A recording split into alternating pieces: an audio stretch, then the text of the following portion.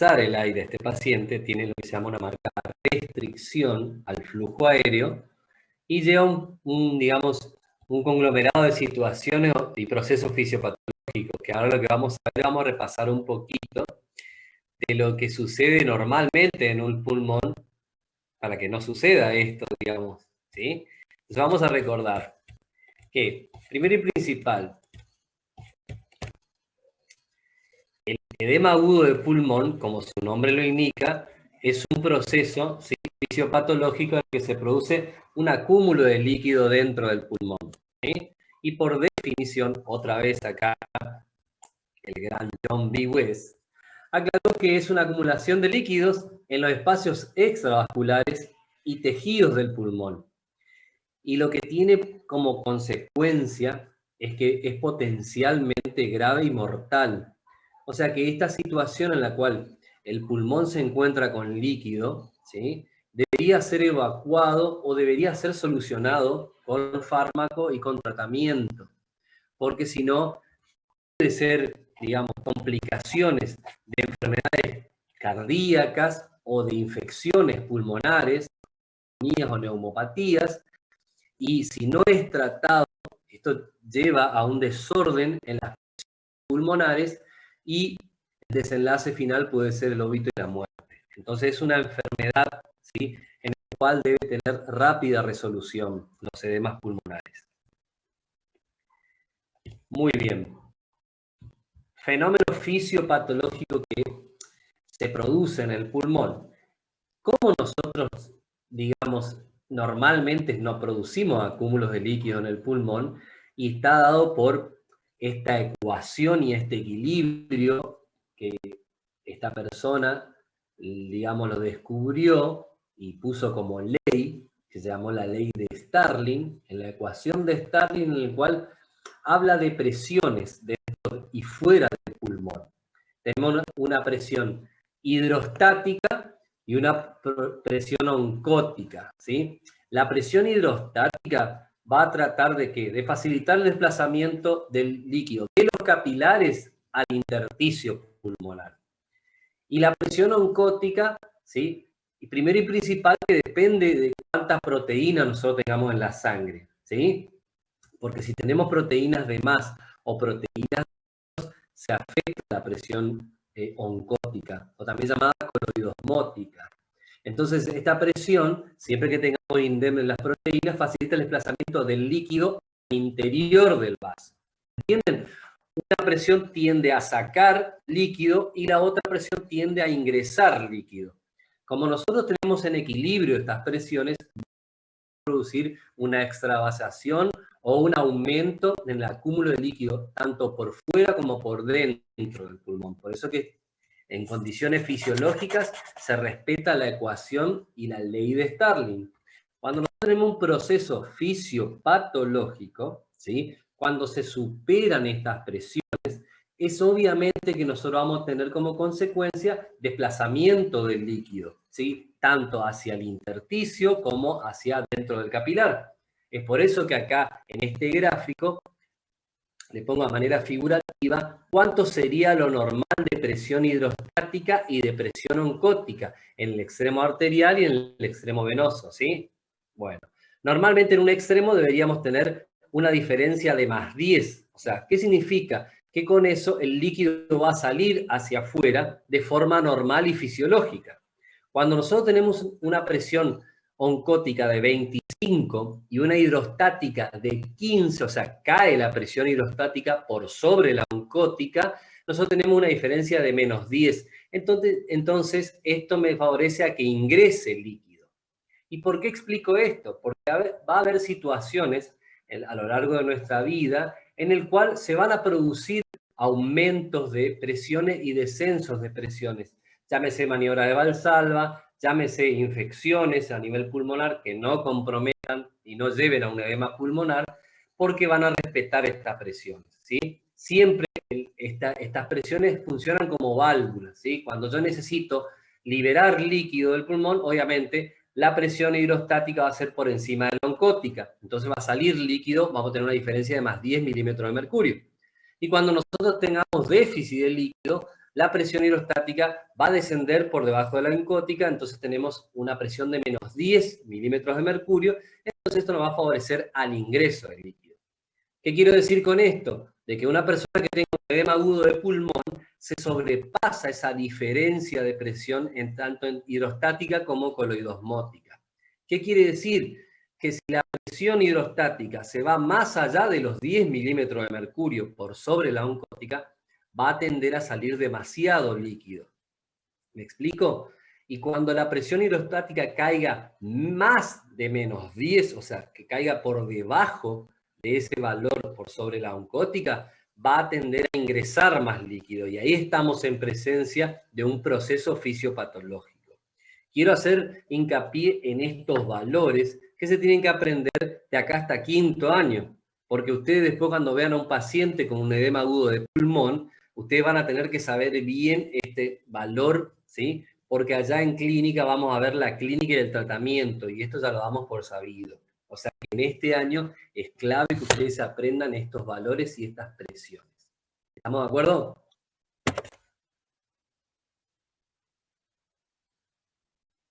Claro, sí, esta es la parte de la que ustedes me dicen, sí, estamos de acuerdo. Creo que sí, que es importante saber eso.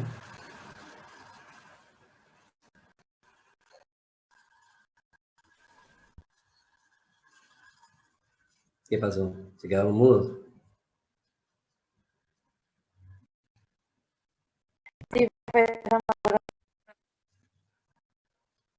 Bueno, dejen de dormir un poquito el resto, ¿sí? Bueno. Entonces acá vuelvo a explicar lo que puse en el gráfico allá, que generalmente en la parte arterial del capilar se filtra, ¿sí? Agua como electrolitos, porque la presión hidrostática supera la oncótica, es lo que dije, en el extremo arterial. ¿Estamos de acuerdo? Acá tenemos la diferencia, ¿sí? De más 10. Sale agua y electrolitos. Y en el extremo venoso se reabsorbe porque la presión oncótica, ¿sí? Supera la hidrostática. Entonces, es una diferencia de menos 10. Se reabsorbe agua y electrolitos. ¿Entienden cómo es la cuestión de la ecuación de Starling? Y esto está en el libro Gannon, de fisiología. Este extremo tiende a sacar líquido y electrolitos y este extremo tiende a reabsorber líquidos y electrolitos. Cuando se produce un descalabro, tanto en el extremo arterial como venoso, se superan esta diferencia de presiones, vamos a tener acúmulo en un extremo u otro, tanto arteria como vena, del pulmón. Y se pueden producir los edemas pulmonares. Muy bien. Díganme si quiere que me detenga o no. ¿Sí? Bueno, y esto es lo que ustedes después van a conocer estas cuestiones. ¿Sí? Que nosotros tenemos, obviamente, dentro de un pulmón normal, las proteínas del plasma sanguíneo, y es lo que hablé, que una de las cosas que puede afectar la presión coloidosmótica o oncótica es digamos, la alteración de la cantidad de proteínas que tengamos en el plasma sanguíneo. ¿Estamos? Bueno. ¿Qué pasaría si aumenta la presión hidrostática por sobre la oncótica, o sea, se disminuye la oncótica? Nosotros tenemos lo que se llama la salida de líquido, eso se llamará trasudado, ¿sí? Y si nosotros tenemos que, obviamente, si hay vasodilatación, ¿sí? Estamos, y el líquido tiende a ingresar, ¿sí? Se llamará exudado, o sea, ¿entienden o no? O sea, el transudado es esto, y el exudado es para una, ¿sí? La diferencia entre transudado y exudado, no quiero entrar mucho en detalle de esto, pero también tiene valores tanto de colesterol como proteínas, como pH, para saber si estamos en presencia de un transudado y un exudado. ¿Sí?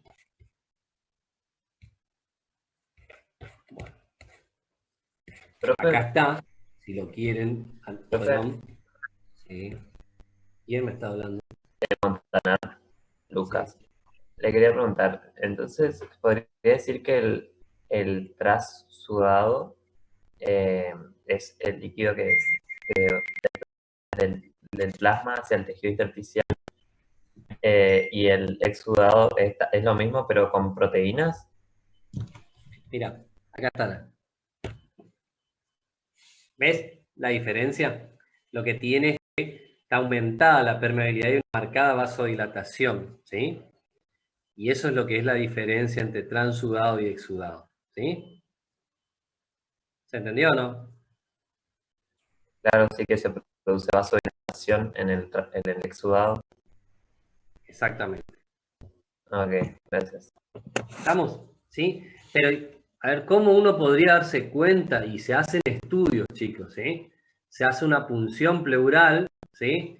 Se saca contenido del líquido y van a ver las diferencias que, si yo miro, porque parecen muchos valores, ¿sí? Pero fíjense que en el transudado todo está disminuido, la densidad, las proteínas, ¿sí? El colesterol, ¿sí? Los leucocitos, pero fíjense que hay varias cosas, hay solamente el pH está aumentado y la glucosa está aumentada. O sea, eso lo diferencia para que ustedes entiendan el transudado del exudado.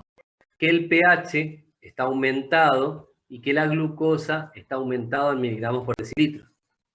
¿Sí? Y todo lo demás está descendido. En cambio, en el exudado, ¿sí?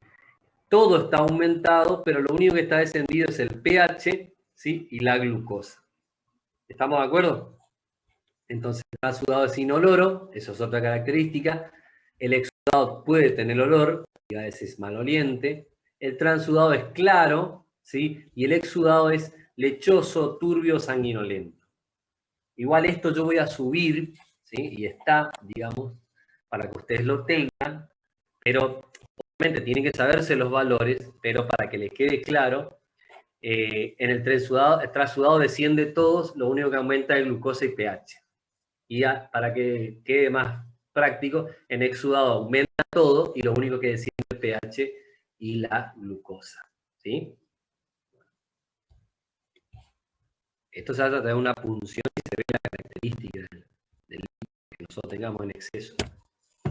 Muy bien, y tenemos etapas nosotros en el edema pulmonar. ¿Sí? Tenemos una etapa que se llamará intersticial, en la que afecta todo ese sector, y después llega a comprometer a toda digamos, la zona respiratoria de West y los alveolos. Primero y principal se produce una congestión, ¿sí? En el tejido por el aumento de esta extravasación de líquidos a nivel peribronquial y perivascular, y lo que va a producir, ¿qué cosa? Que los ganglios linfáticos pulmonares van a aumentar de tamaño, ¿sí? Se van a congestionar. Y el flujo de la linfa va a aumentar, ¿sí? Porque al inflamarse los ganglios linfáticos se produce una alteración en el tejido que segregan estos ganglios linfáticos, que es la linfa. Entonces aumenta la cantidad de linfa que se produce. ¿Qué produce también? Ensanchamiento, ¿sí? Del intersticio y de los vasos capilares del pulmón.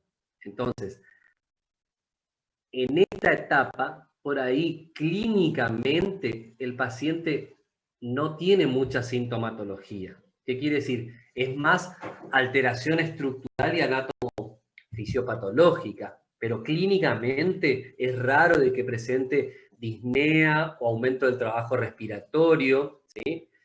Y entonces es difícil saber a ciencia cierta, pero se sabe el proceso fisiológico. Cuando la situación cambia y afecta la zona respiratoria que están los alveolos, ¿sí?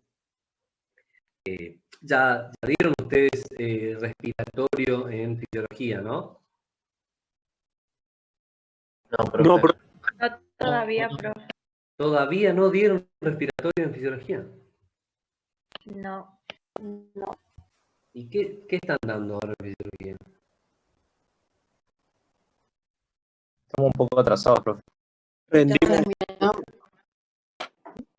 Rendimos el parcial ahora hace unos días y era nervioso nomás. ¿Todavía no se dio respiratorio? Profe, todavía no. Ah, bueno, perfecto. ¿Pero en anatomía le enseñaron cuántos alveolos tenemos o no tampoco?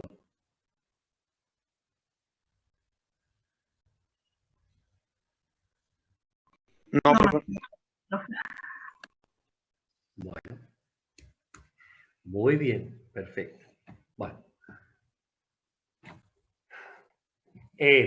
nosotros tenemos en nuestro organismo 300 millones de alvéolos, ¿sí? De diferentes tamaños y son dicotomizados. ¿Qué significa eso? Que están divididos de a pares.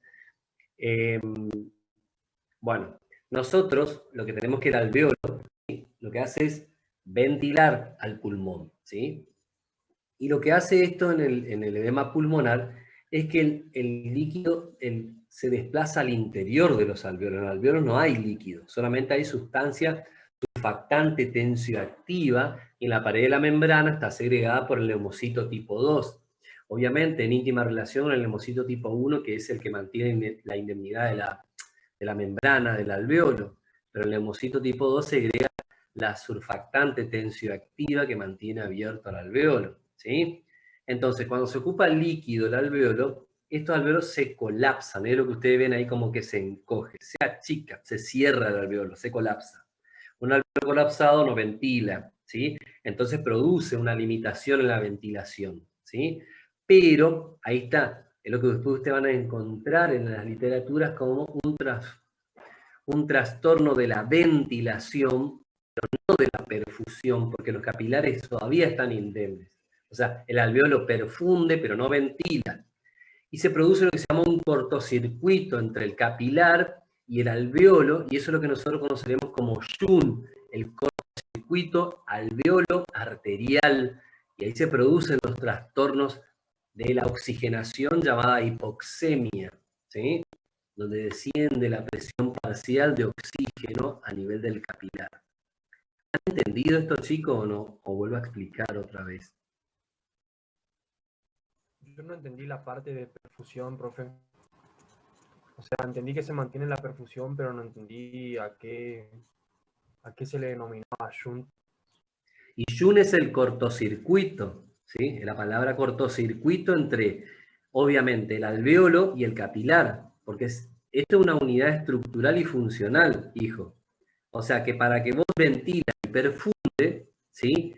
Vos lo que tenés que hacer es que el alvéolo esté totalmente abierto, ¿sí? Y que esté en, digamos, en una perfecta función fisiológica. Pero acá estamos aclarando que se ingresó líquido adentro del alvéolo y se colapsó el alvéolo.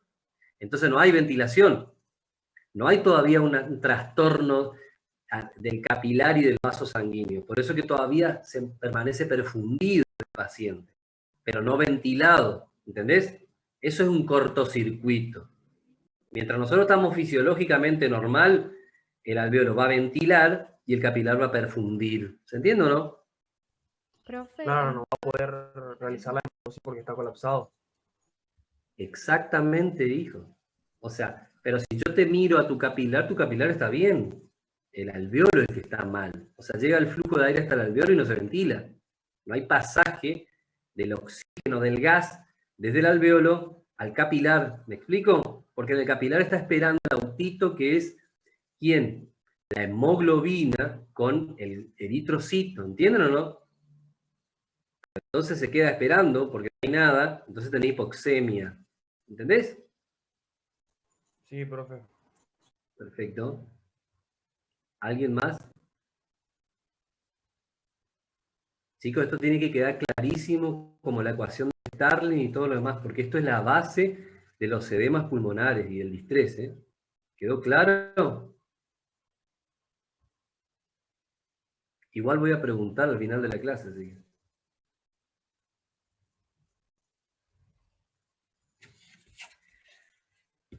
¿Sí? ¿Quedó claro? Sí, Sí, profe. profe. Bueno, creo.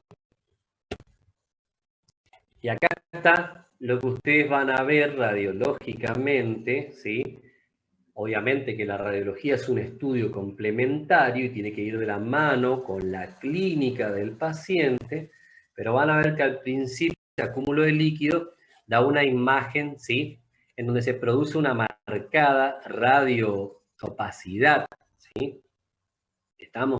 Y cuando ya está el edema en los alvéolos, vamos a ver que ya se mete radiolucidez, y entiéndanse que ustedes, como no están cursando tercer año, radio opacidad como es una incidencia de un rayo, es una impresión negativa, es lo contrario a lo que a mí me resultaría si yo razono. Opaco es algo oscuro, pero en radiología lo opaco es claro y lo oscuro es, lo opaco es claro y lo lúcido es oscuro. Por lo tanto, por eso digo yo que en el intersticio de radioopacidad van a ver como que el pulmón está un poco más blanco, ¿sí? Y en el edema alveolar, en la tapa alveolar, ¿sí? Ya tenemos radioopacidad, ¿sí? Con radiolucidez, ¿entienden? Entonces ahí ya está congestionado el pulmón. Un pulmón normal, lo que se ve es, tiene trama bronquial, se ven líneas, donde se ve todo el tramado del árbol bronquial, y es levemente radiolúcido, ¿sí? Y la estructura ósea es radioopaca. ¿Estamos de acuerdo? No quiero entrar mucho en detalle de describir una placa radiográfica, pero les quiero mostrar más o menos cómo se vería una imagen en la fase intersticial del edema y en la fase pulmonar. Esto es difícil de ver porque al no tener sintomatología nadie se vaya a hacer una placa, pero esto fue un hallazgo y bueno, se estudió en los pacientes. Pero la mayoría de las placas que nosotros vemos ya con edemas pulmonares se ven esta, la de su derecha.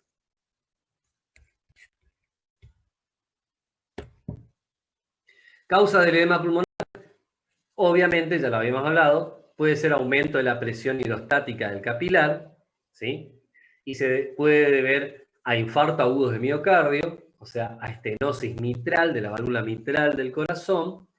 Puede ser por sobrecarga de líquido, ¿sí? El paciente obviamente produjo una extravasación. Enfermedades pulmonares venoclusivas, eso se puede producir. Ahora, ¿qué pasaría si aumenta la permeabilidad del capilar? Ahí está el problema. Puede deberse a tóxicos inhalados, ¿sí? Puede deberse a sepsis, a una infección, a radiación, efectos tóxicos del oxígeno. Acuérdense que el oxígeno en grandes cantidades, al 100%, por ejemplo, es tóxico para nuestro organismo, produce fibrosis a nivel del alveolo. Y en los edemas agudos de pulmón de tipo no cardiogénico, también conocido como síndrome de distrés respiratorio agudo. ¿Sí? Radiación, chicos. Radiación es cuando las personas tienen cáncer o algún tipo de CA, ¿sí? Y reciben radioterapia, pueden producirse estas cuestiones, el aumento de la permeabilidad del capilar. Disminución del drenaje linfático en aquellos pacientes que tienen linfangitis, o sea, en carcinomatosa, un cáncer, ¿sí? En la linfa, aumento de la presión venosa central, puede producir esto. Podemos tener una disminución de la presión intersticial, eso se puede ver a un neumotórax o a un derrame pleural, ¿sí? O a un tórax hiperinsuflado, también puede ocurrir esto. Disminución de la presión coroidosmótica, cuando tenemos un descenso de las proteínas de la albúmina en nuestro organismo, a consecuencia de transfusiones excesivas de sangre, aquellos pacientes que necesitan politransfusiones, pacientes que están graves o operatorios que necesitan transfundir mucha sangre, esto tiene como efecto colateral la disminución de la presión coloidosmótica. Y después de causas dudosas pueden ser cuando, digamos, se produce un ascenso en las montañas sin adaptación, o sea, la altitud me puede variar y generar un edema pulmonar, ¿sí? Y, digamos, sustancias tóxicas inhalables y también inyectables como la heroína y la cocaína, ¿sí? También me pueden producir edema pulmonar. ¿Quedó claro, chicos?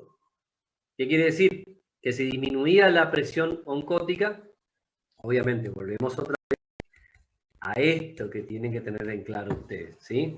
Si disminuye la oncótica, ¿sí? Puede deberse a estos factores que les estoy diciendo, ¿sí? ¿Estamos? Que están acá, ¿sí? Acá están todas las alteraciones que se pueden causar un edema pulmonar.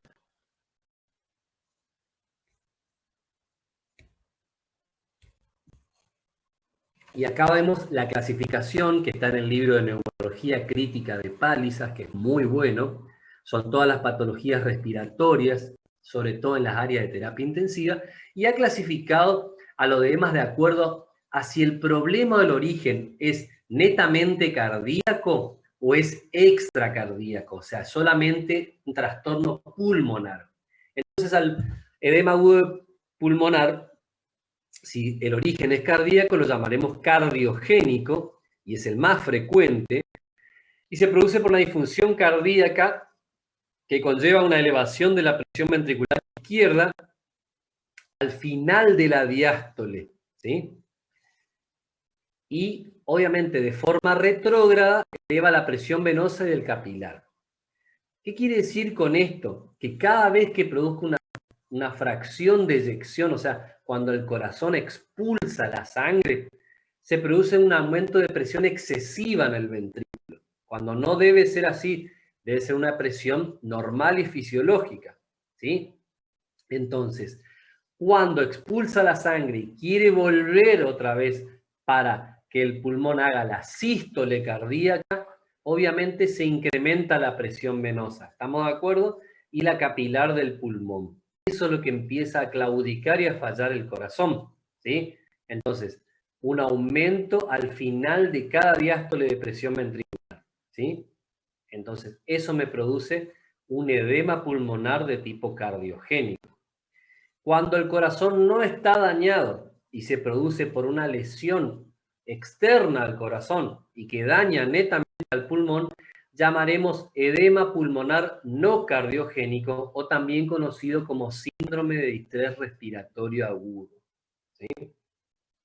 Aclaro esto, chicos, porque hay gente que llega a quinto año y mis colegas le preguntan, hábleme de distrés respiratorio. Bueno, empiezan a hablar y le preguntan cómo se llama, cómo es comúnmente conocido, ¿sí?, al síndrome de distrés respiratorio agudo, y algunos se quedan callados, y en segundo año me canso de decirle que el nombre es edema agudo de pulmón de tipo no cardiogénico. Ese es el nombre.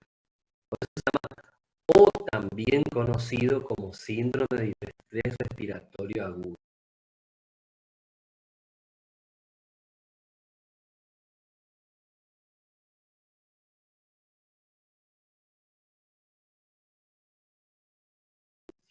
¿Cuáles son las causas del edema? Paciente se le administra carga excesiva de líquido o cuando se congestiona la vena, ¿sí? Cuando los pacientes reciben un aporte masivo de líquido, o si estas personas tienen algún trastorno de tipo renal. Entonces lo que hay que hacer acá es que el paciente tienda a orinar, o sea, a miccionar, y se dan drogas diuréticas para esta cuestión, porque el líquido, como se produce un acúmulo de líquido porque está fallando el riñón, tanto líquido que ingresa a nuestro organismo debe egresar en la eliminación de la diuresis. Entonces, en estos pacientes factibles que se puedan producir edemas pulmonares cardiogénicos por trastorno de función renal. En arritmias cardíacas, estamos hablando de que si el edema cardiogénico se produce por elevación de la presión ventricular a cada fin de diástole, eso, chicos, imagínense si alterna la frecuencia cardíaca. O sea, arritmia es que tenemos frecuencias elevadas cardíacas, bajas cardíacas, entonces no hay un ciclo cardíaco normal. Y esto trae como consecuencia, puede a largo plazo generar un edema cardiogénico. En lesiones de la musculatura cardíaca, por ejemplo una miocarditis, una infección del miocardio, también puede traer como alteración de la contracción ventricular por la infección del tejido muscular.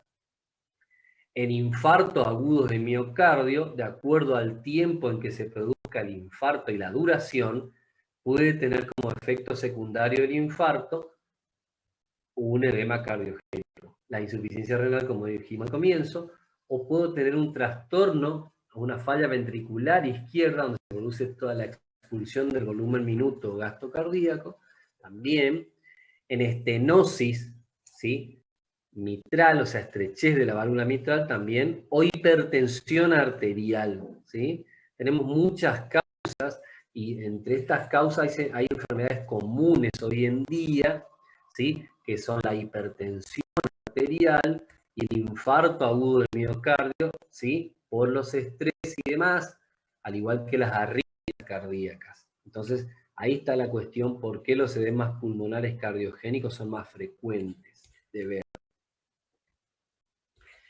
Los no cardiogénicos, bueno, puede verse inhalación por tóxicos, sí.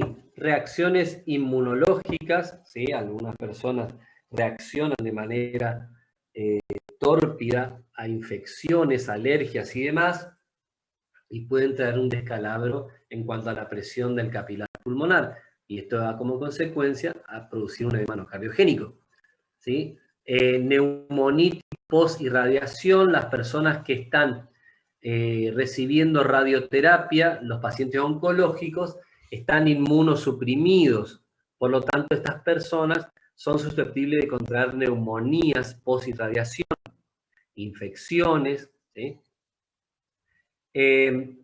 Otra cuestión, cuando nosotros tenemos, por ejemplo, un neumotórax y hay que drenar el líquido a través de un tubo de avenamiento pleural, no se puede hacer una toracocentesis, se punza con una jeringa para sacar el líquido.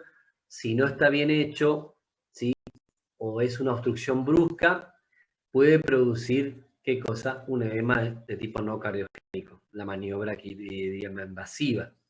También se producen en edemas no cardiogénicos en las alturas, cuando se escalan las montañas, si no se produce una adecuada, digamos, una adecuación para ir variando las presiones, digamos, en las alturas. Entonces es importante esto. También alteración del sistema linfático. Siempre que se altere la linfa va a producir un edema no cardiogénico. Disminución de las proteínas en sangre, ¿sí?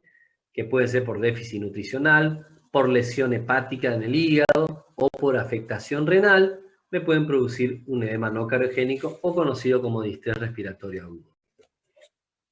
Bueno, esto lo traigo acá a la salvedad nomás. Signos y síntomas, ustedes no lo tienen que saber, pero el paciente siente sensación de falta de aire, obviamente taquicardia, taquipnea, mal estado general, a veces angustia, puede tener cianosis en manos y pies, esa es la coloración azulada y fría, sudoración profusa, disminuye la diuresis, la cantidad de orina eliminada por día, y puede cursar con tos y expectoración de tipo sanguinolenta o espumosa rosada. ¿Qué también coinciden mucho los pacientes con edema pulmonar? Que no toleran estar en decúbito supino acostado, se ahogan y tienen la sensación de muerte inminente, como si compartiera la misma sensación los pacientes que se están por infartar. O sea, la sensación de falta de aire o de ahogo, la persona cree que se está por morir. Muy bien, y vamos de lleno al distrés en sí. El distrés es un cuadro de dificultad respiratoria que cursa con una hipoxemia severa por afectación intersticial del pulmón, debido a un aumento de la permeabilidad de las paredes alveolares. ¿Qué quiere decir con esto? De que si a ustedes le preguntan el día de mañana cuál es la hipoxemia más grave que existe en el mundo, es la causada por el síndrome de distrés respiratorio agudo, ¿sí? Porque al alterarse la permeabilidad de los capilares, ¿sí? La permeabilidad de los alveolos, lo que va a traer como consecuencia es un aumento del líquido del intersticio del pulmón. Y esto va a producir una marcada hipoxemia grave y severa, que muchas veces es refractaria a la administración de oxígeno. ¿Qué quiere decir? Que no corrige con oxígeno aumentado en nuestro organismo. Hay que resolver el trastorno de las presiones en nuestros pulmones para que vuelva a ventilarse. No es un déficit de oxigenación por falta de oxígeno, ¿me explico o no? Sino que se alteró la permeabilidad, entonces el alveolo se cierra, vos lo que tenés que hacer es tratar de abrir al alveolo para que vuelva a ventilar. Ese es el proceso fisiopatológico. En el año 94 se creó en Europa un consenso europeo junto con los americanos de Estados Unidos y dijeron que para definir el distrés respiratorio agudo se tomaban en cuenta parámetros de oxigenación que estaban alterados. ¿Y qué querría decir esto? Que tenía una hipoxemia, ¿sí?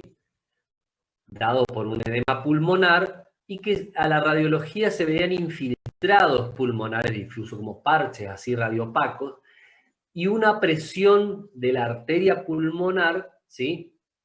menor a 18 milímetros de mercurio, medida con un catéter de Swan-Ganz. Era un catéter que entraba en la vía venosa central y medía la presión de la arteria pulmonar. Si teníamos menos de 18 milímetros de mercurio, teníamos infiltrado y teníamos una hipoxemia, ¿sí?, en la gasometría arterial, en los laboratorios de gases, se decía que en el año 94 nosotros estábamos en presencia de un distrés respiratorio. Pero ¿qué pasó en el año 2012?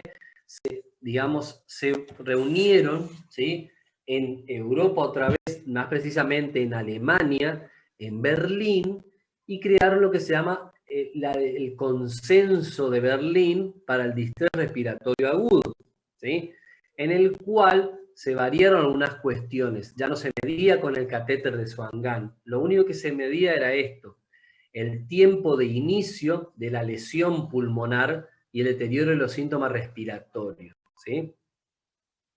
La imagen a la radiografía, opacidades, ¿sí?, atelectasias o nódulos, y el origen del edema había que resolver. La falla respiratoria, que podría ser origen por una insuficiencia cardíaca o sobrecarga de líquidos, y obviamente se había que ver un factor de riesgo presente. Lo importante que el consenso de Berlín tomó como partida es que un caso leve de distrés es cuando la hipoxemia, ¿sí?, y la relación entre presión parcial arterial de oxígeno y fracción inspirada de oxígeno, que eso lo llamaremos PAFI, es cuando tenemos un caso leve de distrés, una PAFI de 300 a 200, ¿sí? Cuando nosotros tenemos una PAFI menor a 200 y mayor a 100, tenemos un caso moderado, y un distrés grave es una PAFI menor a 100. Por ahí es muy difícil de que yo intente enseñarle esto si no vieron todavía respiratorio. Yo tenía entendido que ya lo habían visto en fisiología, pero entiendan algo. En la arteria, ¿sí?, en el capilar, tenemos presiones también de los gases. La presión parcial de oxígeno normal en nuestro organismo, ¿sí?, es de 80 a 100 milímetros de mercurio. Es lo que nosotros en terapia intensiva sacamos sangre arterial para saber si está oxigenado o no, porque la sangre venosa lleva sangre desoxigenada. ¿Estamos de acuerdo? Muy bien. Pero ¿de qué va a depender la presión parcial de oxígeno? ¿Sí? El oxígeno que viaje por la sangre con la hemoglobina va a depender de qué? De la fracción inspirada de oxígeno conocida como FiO2. La fracción inspirada de oxígeno es un porcentaje del aire ambiente que yo tomo, ¿sí?, y ingresa en cada ciclo respiratorio. Lo que nosotros tomamos del aire ambiente es el 21% del aire ambiente. Entonces una FiO2 normal y fisiológica es del 21%, ¿sí? ¿Y de qué va a depender esa FiO2? De la presión barométrica o atmosférica. ¿Qué quiere decir? Que en el llano yo tomo de 760 milímetros de mercurio, el 21%. Si yo me voy a la montaña, voy subiendo en altura, me voy a Jujuy, me voy a Salta, me voy a Mendoza, ¿qué pasa? A medida que nosotros nos alejamos del llano, ¿sí?, disminuye la presión barométrica. Entonces yo tomo el 21% de menos presión. Entonces, ¿por qué creen que a muchas personas les falta el aire cuando están cada vez más altos? Por la sencilla razón que tomo el 21% de menos de 760 milímetros de mercurio. ¿Se entiende? Y eso se hace un coeficiente, una relación entre presión parcial de oxígeno y FiO2. Y esto es un jueguito de palabras. A medida que cae la presión parcial de oxígeno, o sea, cae, yo estoy hipoxémico, necesito más fracción inspirada de oxígeno. Y esto significa que la PAFI descendió. Si yo tengo una presión parcial de oxígeno, por ejemplo, de 85 o 90 milímetros de mercurio, sacado a un paciente que está respirando normalmente al 21%, la PAFI tiene que ser mayor a 400. ¿Se entiende? Si yo estoy hipoxémico, por ejemplo, tengo 70 de PO2, yo voy a necesitar una FiO2 mayor al 21%. A mí me colocan una mascarita de oxígeno y ahí ya tengo una FiO2 por arriba de lo fisiológico. Y ahí es cuando yo, si divido 75 por la FiO2 que me están pasando, puede ser que mi PAFI sea menos de 400, entonces indica que yo estoy con una hipoxemia marcada. Cuando yo tengo un distrés, fíjense, la PAFI cae de 300 a 200. Cuando yo estoy en un distrés moderado, la PAFI cae de 200 a 100. Fíjense cómo la PO2 ya debe ser muy baja. Y graves menos de 100 de PAFI. Si yo tengo menos de 100 de PAFI, tengo que tener una presión parcial muy baja y una FiO2 muy elevada, porque no puedo contrarrestar la hipoxemia grave que existe. ¿Se entendió, chicos? Medio complicado porque nos dieron fisiología respiratoria, pero trato de explicarle lo mejor que puedo. Profe, Sí. la fracción inspirada de oxígeno era del 21%, ¿no? 21%. Está, gracias. Entonces ahí la pregunta para usted aritmética de la primaria. ¿Cuánto es el 21% de 760 milímetros de mercurio?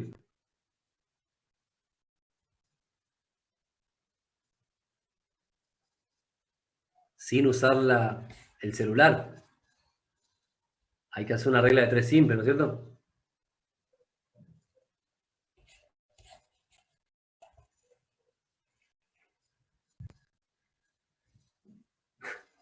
Bueno. Muy bien. Profe, ¿no es 159? Y así rondaría más o menos 158, 159 por ahí. ¿Sí? Entonces, eso es lo que nosotros ingresa por la nariz cada vez que yo hago un ciclo respiratorio. Esa presión.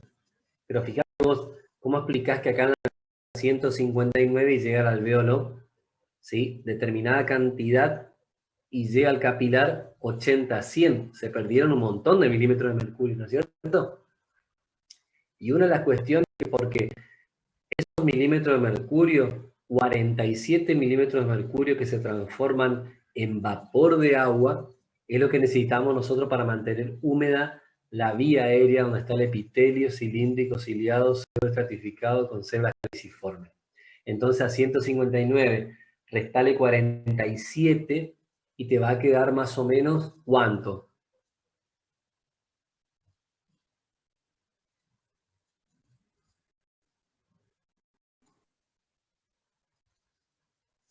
¿112, profe? ¿111? Bien, está bien. 112 más o menos, ¿sí? Y a medida que vaya transcurriendo por toda la vía aérea y después de pasar por el epitelio, va perdiendo milímetros de mercurio hasta llegar más o menos al alvéolo con 104 o 110 milímetros de mercurio. Pero ahí nosotros tenemos el gradiente alvéolo arterial de oxígeno que oscila entre 0 a 5 milímetros de mercurio y es por eso que vos tenés entre 80 a 100 milímetros de mercurio en el capilar.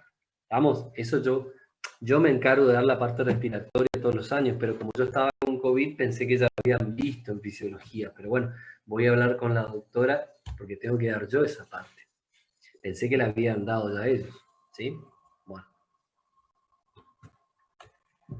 ¿Cuáles son los factores predisponentes? Si tenemos factores predisponentes primarios y sistémicos o no pulmonares.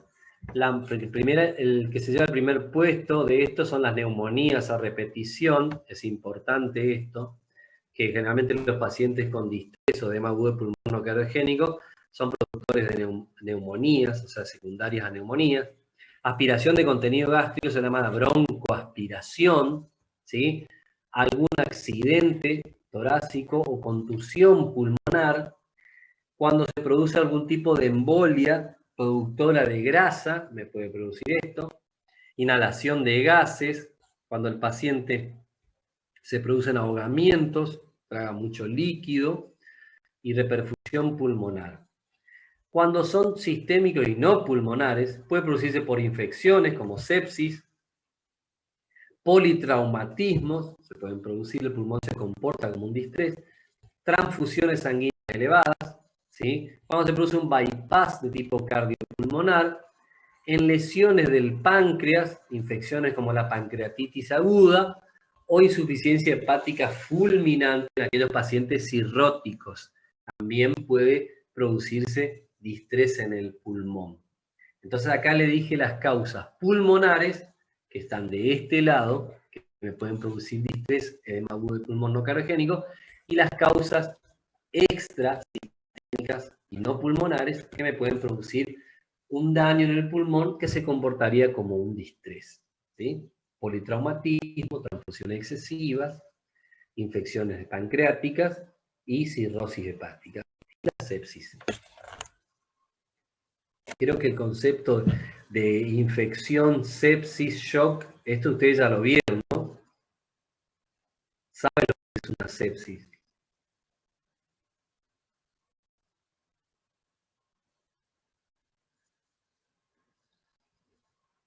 ¿No?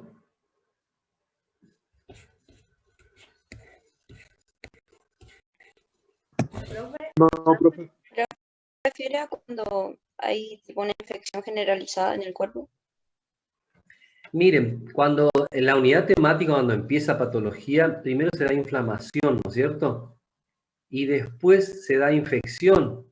Y ahí se da sepsis y shock y fallo multiorgánico. ¿No lo vieron ustedes todavía? Eso está en su unidad temática, ¿eh? Y es No, un profe. tema que tienen que saber mucho eso porque es la base después para ver los pacientes en terapia intensiva. Paciente que está shockado, o un paciente que tiene sepsis. El shock puede ser cardiogénico, neurogénico, shock séptico, shock, digamos, neurogénico. La sepsis puede ser sepsis o sepsis severa. Y el desenlace final es el FMO, el fallo multiorgánico, ¿sí?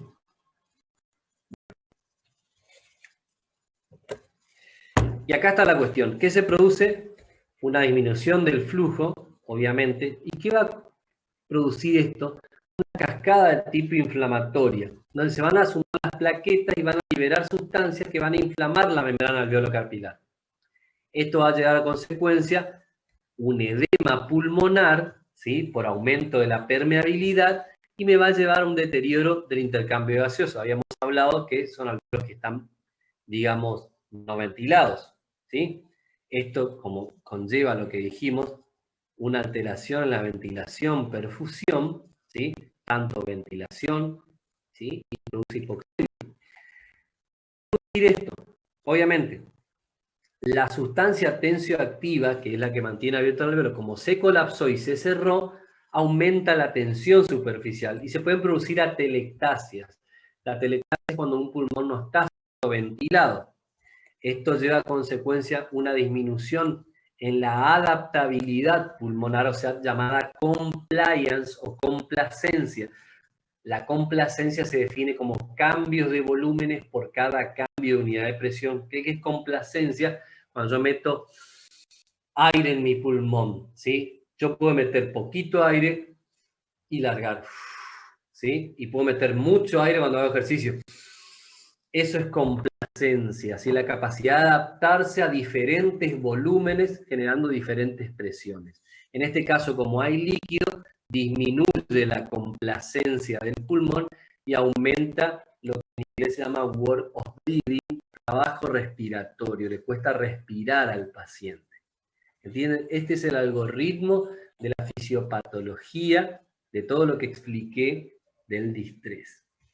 Obviamente, al final ustedes van a responder por qué se produce esta, digamos, extravasación del líquido y van a tener que explicar la ecuación de Starling. ¿Estamos de acuerdo?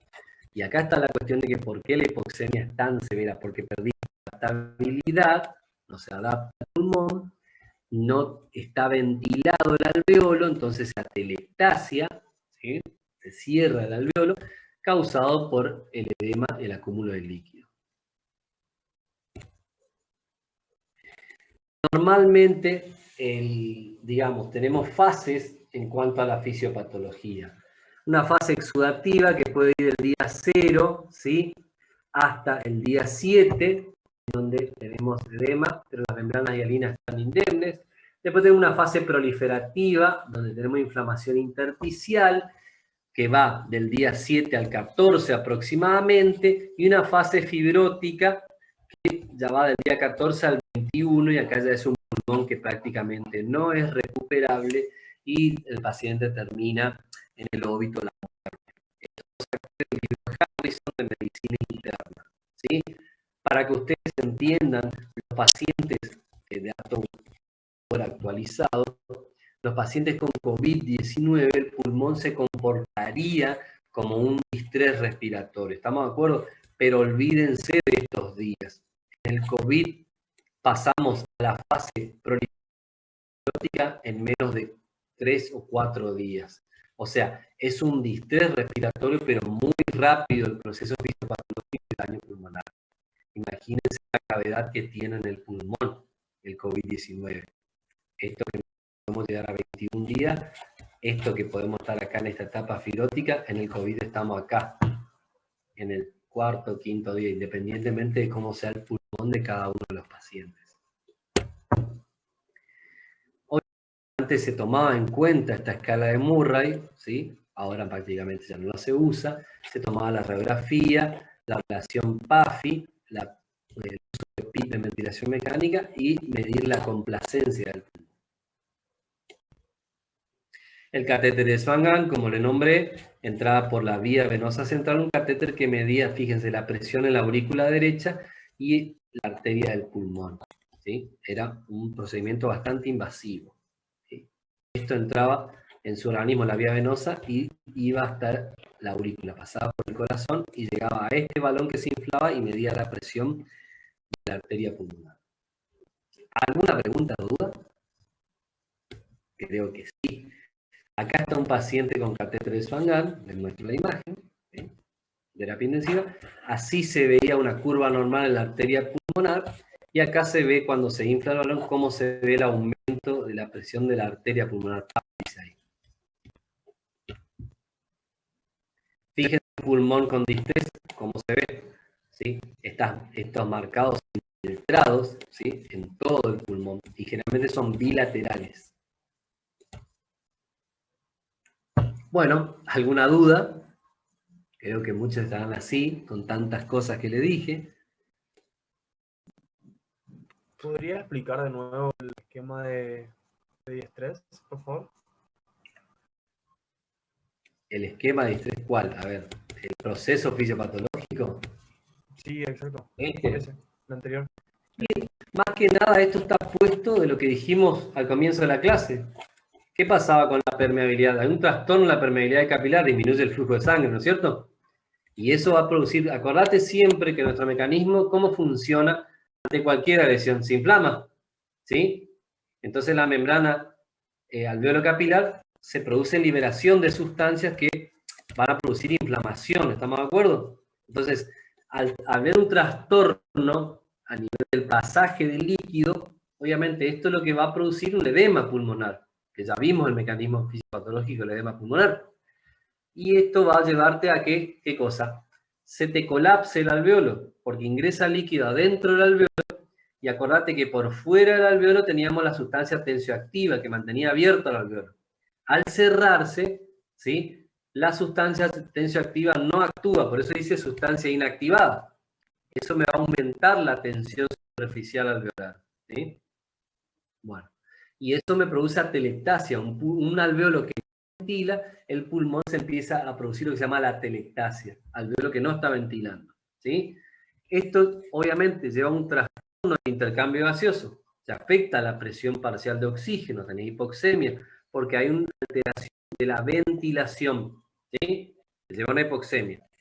Entonces, como tenemos líquido en el pulmón, disminuye lo que se llama la compliance, complacencia o adaptabilidad, o sea, los cambios de volumen que generan cambios de presión, es lo que expliqué. Si yo meto un volumen pequeño de aire, obviamente tenemos una distensibilidad X y genera presión en el pulmón. Si yo tomo mucho más aire, genero más adaptabilidad y más presión.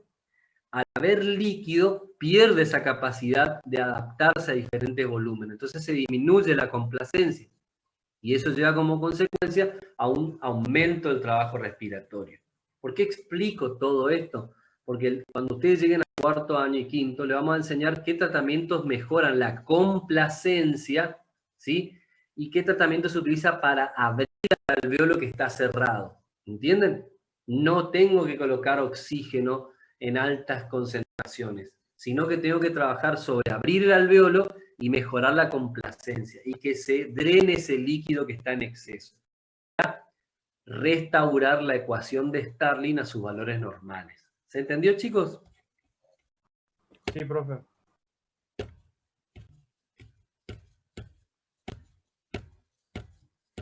Buenísimo. Profe, ¿Alguna duda? Sí. yo le quería pedir si podía repetir sobre la ecuación de Starling otra vez, por favor. ¿Qué querés, hijita, que repita la ecuación de Starling? Acerca de los valores normales y cuando variaciones. Si vos tenés en equilibrio las presiones, acordate que mirando tu pantalla, ¿sí? A tu izquierda tenés el extremo, obviamente, arterial, y a tu derecha tenés el extremo venoso. Siempre no se va a producir acúmulo de líquido excesivo. Acordate, siempre se van a desplazar líquidos, tanto hacia adentro como hacia afuera, ¿entendés? Pero eso es situaciones fisiológicas. Siempre la presión hidrostática tiene que estar en 35 milímetros de mercurio y la coloidosmótica o oncótica en 25. ¿Qué significa? Que vos tenés más 10 milímetros de mercurio de valor por encima de la oncótica de la hidrostática. ¿Estamos de acuerdo? Eso sí, significa que en el extremo arterial, ¿sí?, va a tender a salir líquido. ¿Estamos de acuerdo? Cuando vos tenés una presión hidrostática de menos 10, o sea, menor a la oncótica, o sea, la oncótica sigue 25, pero la hidrostática bajó a 15. ¿Estamos? O sea, tener una diferencia de menos 10 tiende a ingresar el líquido, ¿sí? Eso lo hace siempre, digamos, el intersticio, el capilar en el pulmón, para tratar de contrarrestar aumentos o no excesivos de cuestiones fisiológicas del pulmón, ¿sí? Cuando se supera este valor, ¿sí?, vos lo que tenés, obviamente, es un acúmulo de líquido. ¿Entienden? Supónganse que la presión hidrostática aumenta más 20 milímetros de mercurio por sobre la oncótica, ¿sí? Va a salir más agua de electrolito de la que tiene que salir. ¿Entienden? Entonces se va a producir un edema pulmonar. ¿Estamos? De origen arterial, en el extremo arterial, ¿sí? Si nosotros tenemos, por ejemplo, un descenso mayor a menos 10 milímetros de mercurio de la hidrostática, cae la hidrostática por sobre la oncótica, más de 10, ¿qué va a pasar? Se va a reabsorber más agua y electrolito de lo habitual, de lo fisiológico. Entonces vas a tener un edema pulmonar en el extremo venoso del pulmón. ¿Entendés cómo es el tema? Siempre tiene que mantenerse esta presión en equilibrio. Por eso que usted al final le puede preguntar, explíqueme bien cómo funciona la ecuación de Starling. Y es lo que te estoy explicando acá. ¿Y qué sucedería, te puede preguntar el doctor Piacenza, si vos tenés un edema pulmonar? A ver, decime, ¿cuál causa pueden ser? O pueden ser una alteración de la hidrostática aumentada, o un aumento de la oncótica, o un descenso de la hidrostática por sobre la oncótica. Son un juego de palabras, chicos, pero bueno, ustedes quisieron estudiar esto. Nadie dijo que era fácil. ¿Pero se entendió claro? Sí, sí, profe. Muchas gracias. ¿Alguna otra pregunta?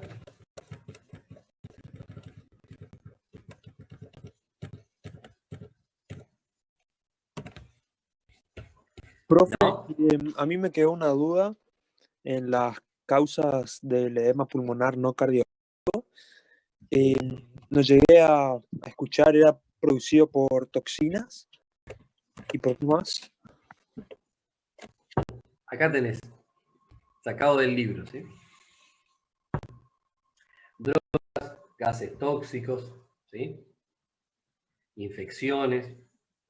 Obviamente, acuérdense siempre, los pacientes que reciben radioterapia o quimioterapia son susceptibles de contraer neumonías, ¿sí? Neumonitis o infecciones pulmonares. Esto es importantísimo. Cuando no se produce una adecuada adaptación, cuando uno está en la montaña, también es importante. la hipoalbuminemia, o sea, el descenso de las proteínas, disminución de proteína en la sangre, también puede ser. Acordate que si ahí me está diciendo alteración de las proteínas en la sangre, ¿qué presión se va a modificar? ¿Cuál es la presión que depende de las proteínas? ¿La hidrostática o la coloidosmótica o oncótica?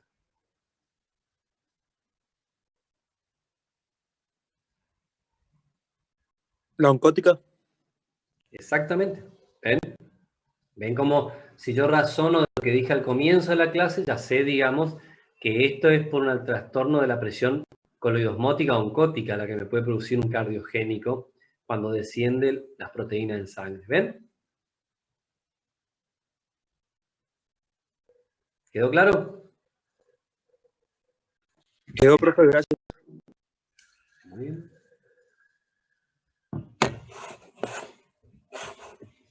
¿Alguna otra preguntita?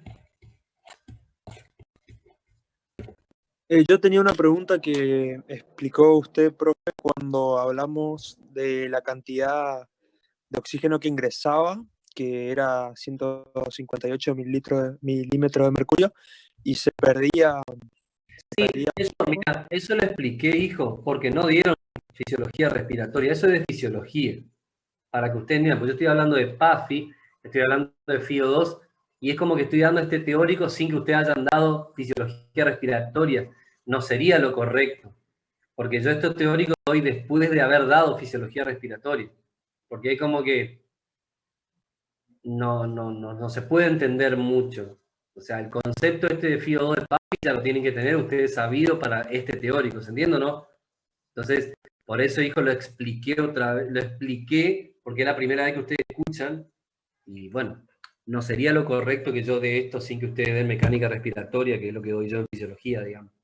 Pero bueno, lo expliqué así, pero eso lo voy a explicar en la clase de fisiología, más detalladamente, porque no es tan simple como lo hice simple para que ustedes lo entiendan ahora, ¿sí? Pero lleva todo un proceso. Yo tenía entendido que ya habían dado eso en fisiología.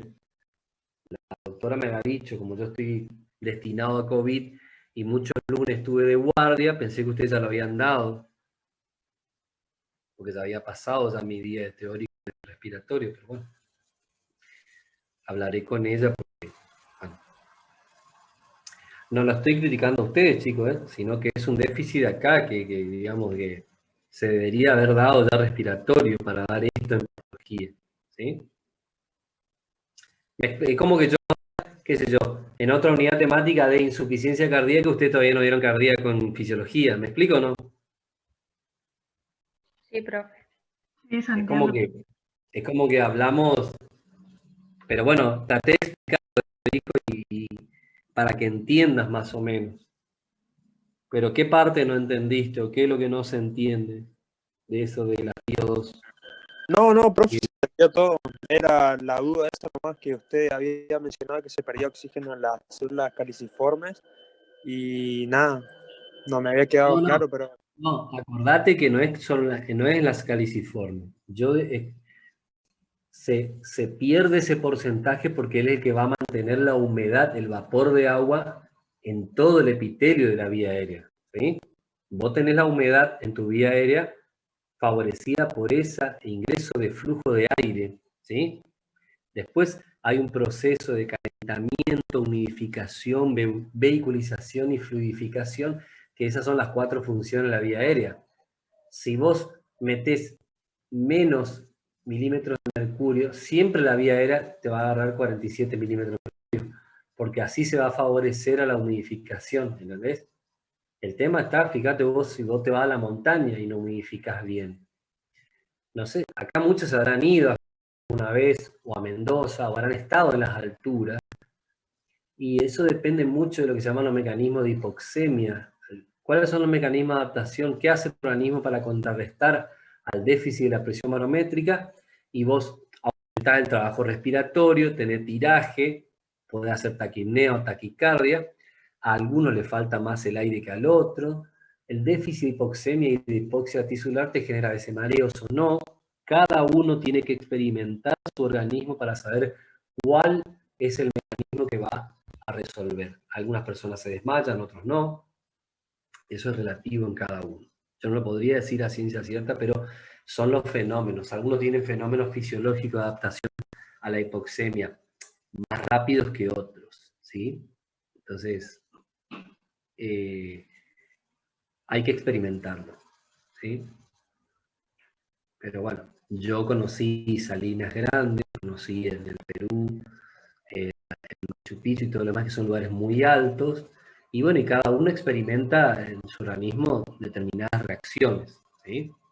Pero lo más común es, bueno, falta de aire, o que vos no te das cuenta que lo pones a activar a tu organismo, ¿sí? Corres o caminas, y te sentís más cansado, a algunos les da más cansancio, a otros, obviamente, se sienten como ahogados, ¿no? Son diferentes adaptaciones, ¿sí? ¿Otra preguntita? Profe, ¿Sí? ¿los libros de respiratorio van a subir al aula? Mira, los libros a veces son muy pesados. Yo lo que subo generalmente son, digamos, las partes del libro, ¿entendés? Que da del tema, por ejemplo, de este autor, ¿sí? Y obviamente los libros de West.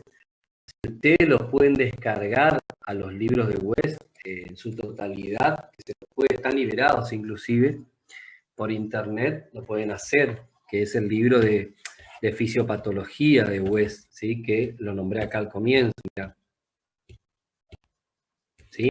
El libro de fisiopatología pulmonar de West también se lo puede, digamos, descargar, ¿sí? Pero yo generalmente los capítulos nomás, porque obviamente está muy bueno saber, tener todo el libro, porque ahí está toda la fisiopatología de todas las enfermedades pulmonares. Pero bueno,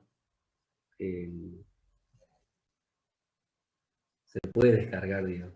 Profe, ¿podría explicar de vuelta qué sucede cuando aumenta la presión coliosmótica? Porque no me quedó claro. ¿Cómo que sucede? Y es lo que está acá en la ecuación.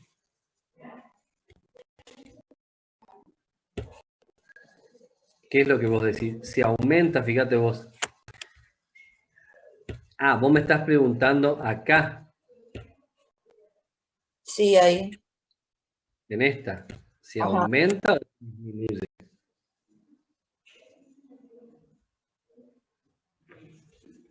Lo que pasa es que si disminuye vos tenés esta cuestión, ¿sí? Entonces vos vas a producir un déficit de proteínas y la presión coloidosmótica, ¿sí? ¿Estamos? ¿Qué es más factible que vos produzcas? Un edema pulmonar.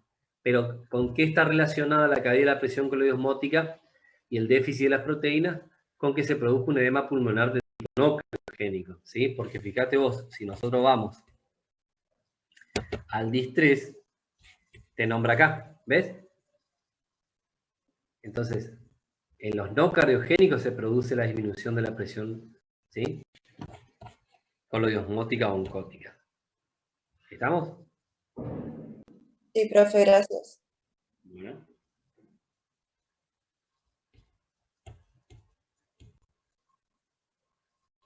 Es complicado. Chicos, esta patología es mucho más complicada que asma y EPOC, ¿no es cierto? Pero, ¿saben lo que pasa? Que lo tienen después en cuarto año, lo tienen en quinto año otra vez. Y encima ahora hay que saber mucho de estrés por el hecho que también estamos viviendo el COVID. El pulmón se comportaría como un distrés.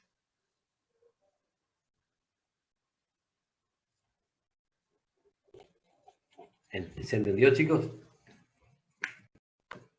Sí, Vuelvo a profe. recaer en lo mismo. La gente dice, pero yo soy sano. ¿Y cuántas personas se hacen una placa radiográfica una vez al año? Ustedes están en segundo año. ¿Se hicieron una placa radiográfica del primero y en segundo año? ¿Ahora? O si la persona que, agente de salud, no se hace, imagínense la de afuera. Entonces, hay un montón de cosas que desnudó la pandemia. La gente pensaba que era sana. Y sana no es que yo me sienta bien. Y bueno, y usted dice, nada, pero, ay, la generación de ahora dice, ay, pero re plomo. A medida que, acuérdense uno viene deteriorado genéticamente, ¿sí? La mala alimentación, el descanso que está alterado, ¿sí? Deterioran genéticamente, y eso lo pasa a los hijos, y por eso se ven más patologías y más cosas graves hoy en día, porque venimos deteriorados genéticamente. Entonces uno tiene que hacer algo al respecto para el deterioro genético. Tratar de alimentarse un poco mejor, tratar de descansar un poco mejor, ¿sí? Y bueno, un montón de cosas.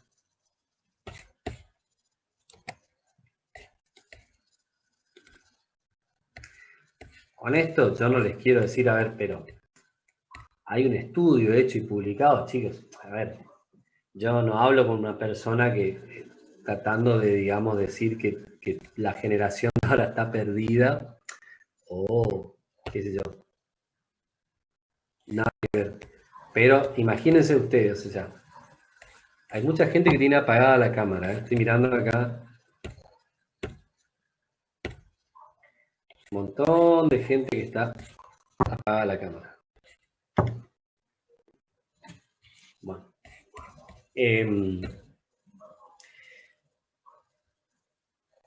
Imagínense usted, a ver, si yo a ustedes los llevo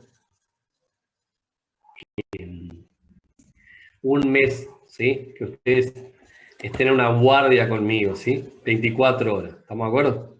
Bueno, yo creo que no están acostumbrados ustedes a hacer eso. Entonces, se va a producir un cansancio en su organismo. ¿Estamos? O sea, se han estudiado de que, supónganse, viste que ahora está de moda esto de que uno trasnoche y que haga el after hours, que a uno le dicen el after, bueno, que uno se queda hasta despierto hasta las 2 de la tarde. A ver, con eso no me tomen como que, este viejo nos está criticando. No, yo les digo algo. Si tu organismo, nuestro organismo se prepara para que ustedes duerman, ¿no es cierto? Es REM, ¿sí? Cuando a mí me agarra sueño, ¿sí? Tu organismo es sabio. Tenés que acostarte a dormir, ¿sí? Imagínense que yo le cambio el ritmo al cuerpo, ¿sí? Entonces, no duermo. Y le tomo sustancias para que me exciten a mí, digamos, o estimulantes, y le fuerzo a quedarme despierto, ¿sí? ¿Existen esas sustancias o no? Digamos, de cafeína y demás. Bueno, eso, chicos, se analizó. Y a largo plazo, si uno lo hace reiterativamente, tu organismo metabólico se deteriora más rápido que tu organismo de acuerdo a tu edad. ¿Se entiende o no? Entonces, pongámosle X, que yo haga viva de after, porque está bueno el after, ¿sí? Vivo. Imagínense de acá a 30 años, o sea, su organismo metabólico va a estar más acelerado el deterioro que una persona que no le manipuló tanto. A mí me enseñó un fisiólogo cuando yo me metí en la cátedra y estudié mucho fisiología. ¿Sabés lo que me enseñó? Y que tenía un doctorado en fisiología. Me dijo lo siguiente: vos le tratás bien a tu organismo en etapas de pubertad y adolescencia, y más tarde te va a pasar factura, ¿sí? Vos le tratás como un desastre en esta etapa, y más rápido te va a pasar factura. ¿Qué quiere decir con esto? No le estoy diciendo la vida que ustedes tienen que llevar, porque cada uno decide cómo vivir, ¿no es cierto? Algunos lo llaman vida, y la vida loca, y a otros le llaman vida, cuidarse, comer sano, hacer actividad física, ¿no es cierto? Bueno, eso es libre albedrío, cada uno de ustedes lo puede hacer. Pero ahora cuando me pregunten a mí, ¿por qué se ven más patologías, ¿sí? Autoinmunes, infecciones respiratorias, infecciones cardíacas, ¿sí? ¿Por qué se ve más frecuente hoy en día? Por esta cuestión, chicos. El deterioro genético que se está viendo, ¿sí? Vivir acelerado, ¿sí? Vivir rápido no implica, ¿sí? Que no tenga un alto costo que yo tenga que pagar. ¿Estamos? Entonces, y esto es lo que desnudó la pandemia. ¿Cuánta gente? ¿Eh? Y si uno no lo ve eso, no está consciente, ¿sí? Yo lo veo a diario eso. Entonces, a la persona que yo quiero, le aconsejo. No soy quien para dar consejos, pero hablo en base a lo que veo, chicos, y lo que trabajo. ¿Estamos? Entonces, es lo que le digo. Hay que tratar de vivir un poquito, disfrutar un poco más la vida, ¿sí? Y no vivir tan acelerado. No digo que uno tiene un examen final, salís bien y después festejar, está buenísimo. Todo hay que festejar, ¿sí? Pero cuiden su cuerpo, sobre todo si tenés algo hereditario o una herencia, hay que cuidarse. ¿Estamos? Y vuelvo a repetirle lo mismo que siempre digo todos los años. Es de inmaduro decir de algo hay que morir. Eso es una estupidez. Porque si ustedes están por morir, les puedo asegurar que nadie se quiere ir de este mundo. Todos mis pacientes en terapia intensiva no se quieren morir. ¿Y saben quién? Los familiares después le piden a todo el equipo de salud, sálvelo por favor. ¿Me entienden? Entonces, es fácil hablar cuando a uno no le pasa. ¿Sí? Porque hablar de afuera, está perfecto, pero cuando a vos te toca de cerca o algún familiar, ahí empezás a madurar y decís, no es tan así la cosa, ¿no es cierto? Yo creo que ahí vos tomás conciencia. Y el ser humano lo que tiende es así, tiende a ser cómodo. Mientras yo estoy cómodo en mi zona de confort, buenísimo, no me pasa nada. Pero, ¿y si llegara a pasar? Entonces, esa es la cuestión. Disfruten, vivan su segundo año, vivan la facultad, ¿sí? Festejen, pero sépanlo, analicen porque ustedes son un agente de salud. Pónganse a pensar por qué se ven más casos, ¿sí? ¿Por qué cada vez se ven más cánceres? Por el deterioro genético, chicos. Entonces algo hay que hacer al respecto. Algo. ¿Quiénes? Los de la salud, nosotros. ¿Sí? Es una humilde opinión y con fundamento científico. Así que bueno, gente. ¿Algo más que quieran que le explique o bueno, o damos por finalizado? Es como me preguntaron, ¿sí? Yo siempre dejo los capítulos en sí. Si ustedes después quieren descargar, yo creo que voy a buscar. He bajado el libro de fisiología de West, el de fisiopatología, pero cuesta porque es muy pesado. Pero bueno, si alguien de ustedes lo consigue, porque viste que todos los años hay por ahí hackers, ¿sí? Encubiertos. Entonces, me lo dice o me manda un mensaje o lo podemos también poner, ¿sí? No hay problema, ¿sí? Me gustaría que estén, pero hay muchos por cuestiones económicas también no pueden tener todo el libro, o sea, por eso le doy capítulo nomás, pero bueno, como quieran. Hay mucha gente que me dice, profe, yo leo más si está impreso, me cuesta leer en la computadora. Bueno, y son gustos, así que bueno, también cuesta un dinero imprimir y todo lo demás, así que estamos. No sé si algo más me quieren agregar. ¿Nos le resonó un poquito esto del deterioro genético? ¿Nos le va cerrando a medida que estamos viendo toda la patología? Y como que uno va entendiendo, ¿no? Del por qué sucede, ¿no? ¿Por qué se ven más casos? Yo me voy a un libro viejo, por ejemplo, y leo lupus eritematoso sistémico, se veían etapas avanzadas en los 55 años, si no he actualizado el libro, ¿no es cierto? Y ahora hay lupus con 14 años, con 15 años. ¿Ven? Entonces, ¿por qué sucedió esto? Por lo que les digo, la alimentación, el estrés metabólico, ¿sí? Entonces, cada vez se ven más enfermedades. Y bueno, con esto no piensen, el profesor le pone un bajón, loco, nos está diciendo que todo, nos vamos a marear. No, no estoy diciendo eso. Pero lo que les digo es que analicen el por qué se ven casos más jóvenes, ¿sí?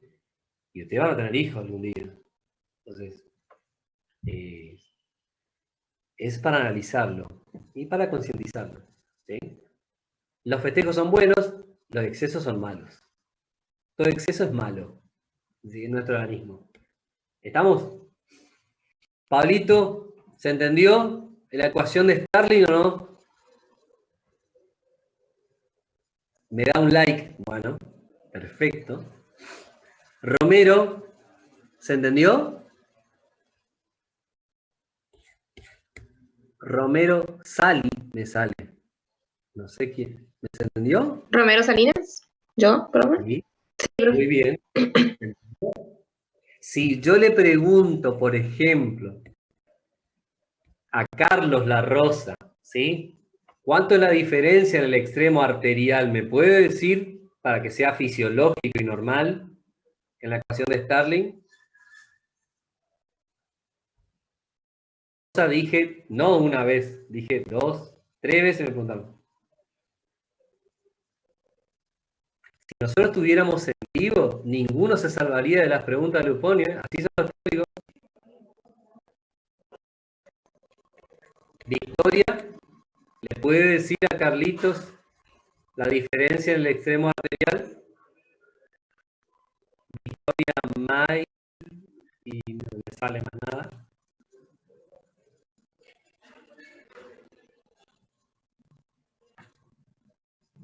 Victoria.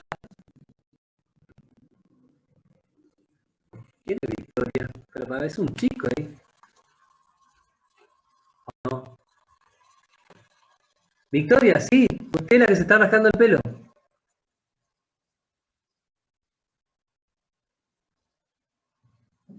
Hábleme. Prenda el micrófono. ¿Sí, profe? Dígale a Carlitos La Rosa cuál es la diferencia en el extremo arterial. Que lo dijimos en la clase. Hace aproximadamente una media hora. Una hora. ¿No?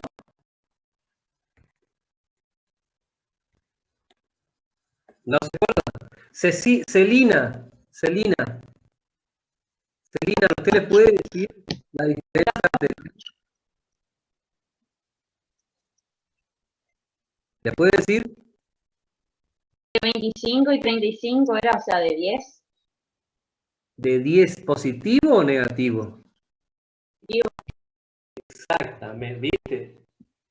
¿Ven, chicos?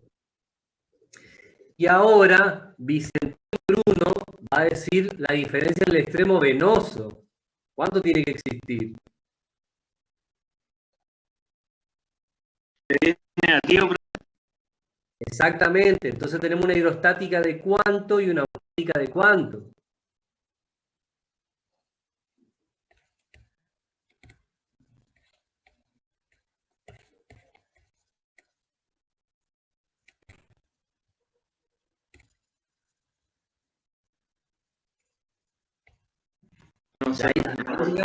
Entonces, Solari Danisa le va a decir cuánto es la hidrostática y la oncótica. 15 y 25. Sí, amazing, impresionante. ¿Viste? Por eso le digo, chicos, de que para eso ustedes tienen que encender las cámaras, porque si no, es así, yo me puedo matar explicando, y yo lo sé a esto. Lo que tienen que saber son ustedes. ¿Estamos? Y a mí me interesa que termine la clase y que entiendan. ¿Sí? Entonces presten atención porque le explico bastante clarito, ¿no? ¿Sí? Entonces presten atención, anoten.